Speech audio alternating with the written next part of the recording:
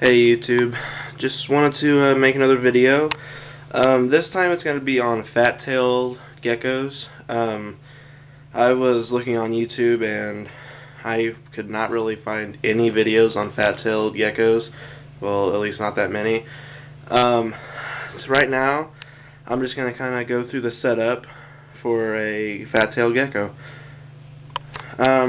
First, once again, just like with my leopard gecko, I usually just go with a simple, and you guys can debate all you want, they can be diggers I guess, but this is easier for me to handle and clean, so I'm going to stick with my reptile carpet. Oh, there's my leopard gecko cage.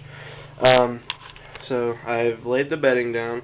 Now you can use anything. You never use sand, and just don't even worry about calcium sand. Pet stores will tell you anything you want to hear, and just don't believe any of them. Especially when they're babies. Now you can try it when they're older. I'm not going to risk it, but you can try it. But if you want to stay safe, just go with reptile carpet or a coconut fiber. I had that a long time ago with this guy right here. But next, you know what, I'm going to go ahead and start out with the heavy stuff. I got these rocks right here from my backyard. I got these originally for my leopard gecko. Oh, that's my tank. I got these originally for my leopard gecko for my 20-gallon tank, but these rocks are just way too big, so I just ended up taking this, and then when I decided to get another gecko, I just used it for this tank. And it was kind of funny because I went to this place called Uncle Bill's. It's up in Greenwood, about 15 miles north of here, and they had this, I don't know what happened, but they had this sale going on that it was $1 for every gallon. So I was just like, okay, that is mine.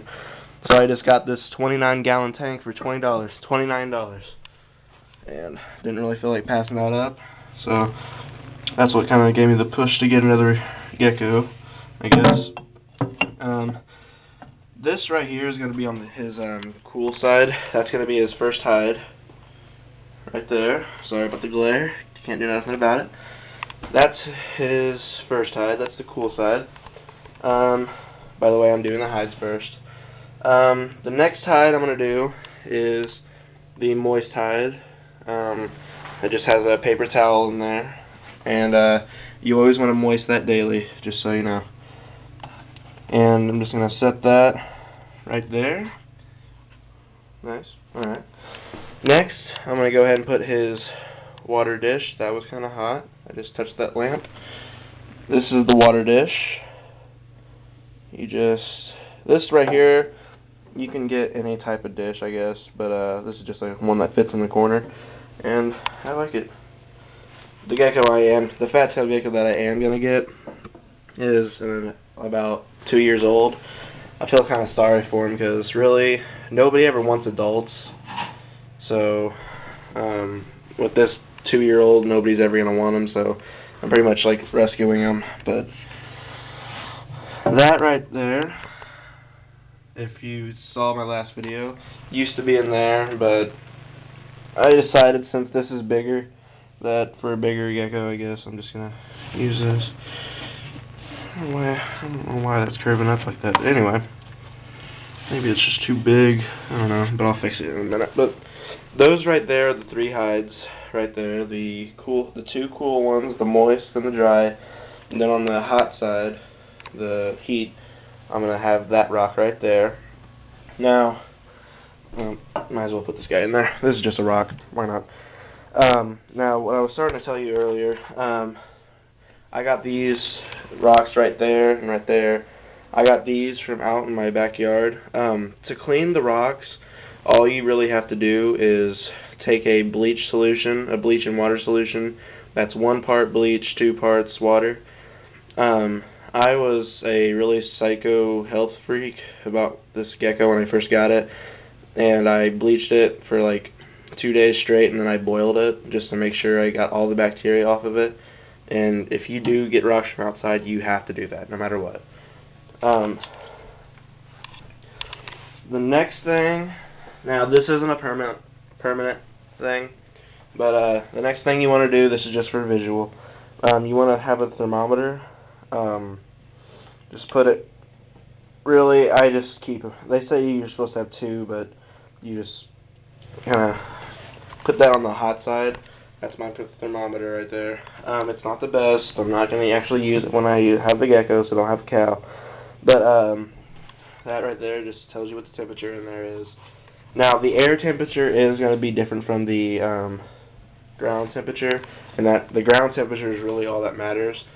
Like with this thermometer right here, my digital thermometer, I actually have that thing touching the ground.